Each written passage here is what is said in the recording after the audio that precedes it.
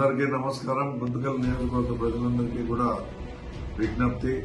గురువారం 25వ తేదీ ఉదయం 10 గంటలకు నామినేషన్ కార్యక్రమం ప్రారంభమవుతోంది. ఈ కార్యక్రమం పాత గుంతకల్ మస్తానయ్య దర్గా నుంచి బీరప్ప సర్కిల్ మీదుగా ఆర్డీఓ ఆఫీస్ వరకు ఈ కార్యక్రమం కొనసాగుతుంది.